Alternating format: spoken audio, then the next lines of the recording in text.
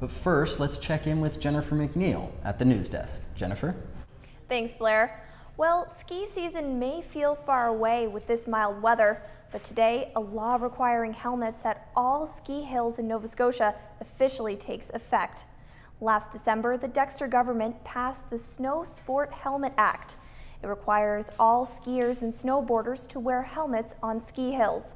People without helmets face a fine of $250. The law doesn't cover tubing or cross-country skiing. Remembrance Day is coming up, and there is a new event to mark the day. Workout to Remember the Fallen was started last November by fitness instructors on the base at CFB Petawawa, Ontario. The idea was to honor soldiers they had trained who were killed or returned home from duty with injuries. Katie Parker liked the idea and decided to bring it to CFB Shearwater. She says it's another way for the younger generation to give thanks. And it's something that we want to sort of, breathe new life into is how do you remember? And being our age and our demographic, a workout is a good alternative to maybe refreshing that, our freedom is free and we get to live in this wonderful country of ours, and we have our freedom because our soldiers and our fallen soldiers have done that for us. The event takes place Saturday, November 3rd at 10 a.m. at the Shearwater Health and Fitness Center. Cash donations will go to the Eastern Passage Legion. The negative effects of energy drinks are getting a lot of attention after a student at Cape Breton University had a threatening outburst earlier this month. A psychiatric report found a student suffered from caffeine intoxication from too many energy drinks. Molly Gibson-Kirby takes a closer look at the drinks and their effect on students. An energy drink has 3 times more caffeine than a can of Coke. Many students drink them to stay alert and focused, but some teachers say that is not what they see in the classroom. Once in a while, I just need like a little bit of a boost, some energy, got a bunch of stuff to do during the day, and one just helps me do that. Clark Porter is an IT student at the NSCC Akerley campus in Dartmouth. He says he used to drink up to 7 energy drinks a day, but he has since cut back to about 1 a day. There are over 100 different types of energy drinks manufactured in North America, and they are very popular with teenagers and young adults.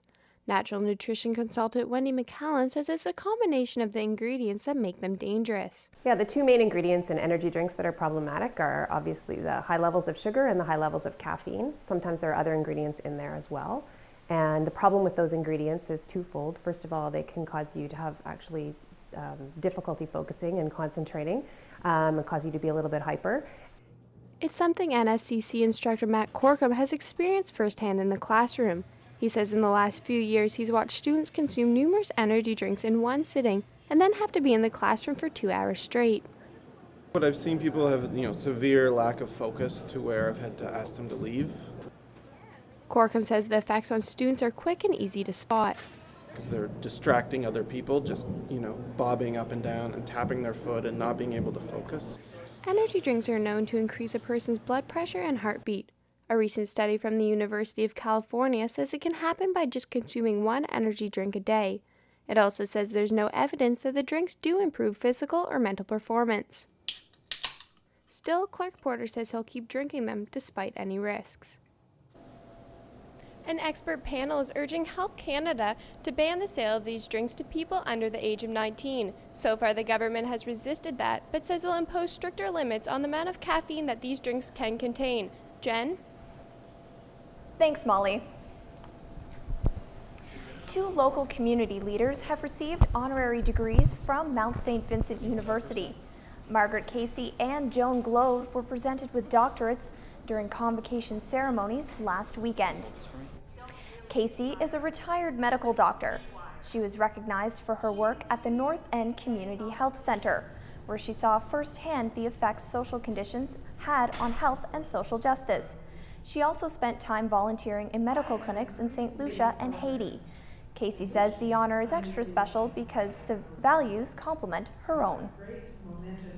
The Mount prepares people for making an impact on their world, thoughtful people who will make an impact. and I think that that is extremely important. Joan Glode is a social worker from Acadia First Nation.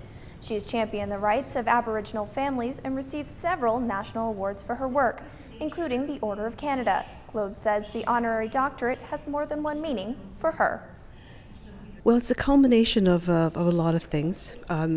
It's an acknowledgement of a lifetime of work, and not being finished with life, but moving on to another stage, and it's all very, very positive, and it feels very good. Halifax students are taking a stand against rising tuition costs by dressing up as the Walking Dead.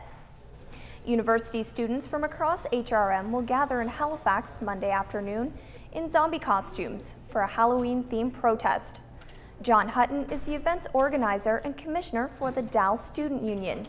He says the province isn't doing enough to make education affordable in Nova Scotia, and this is one way for students to voice their concerns. Well, they're upset, and understandably so. The average student's graduating with $31,000 of debt these days, and that's just not sustainable because it's saddling students with huge amounts of debts, and they can't stay in the province afterwards. And, you know, a lot of students like Halifax and want to stay. Hutton says this is part of an ongoing campaign to bring attention to the issue, and more events are planned. And that's it for the news. Now back over to Gina and Blair. Thanks, Jennifer.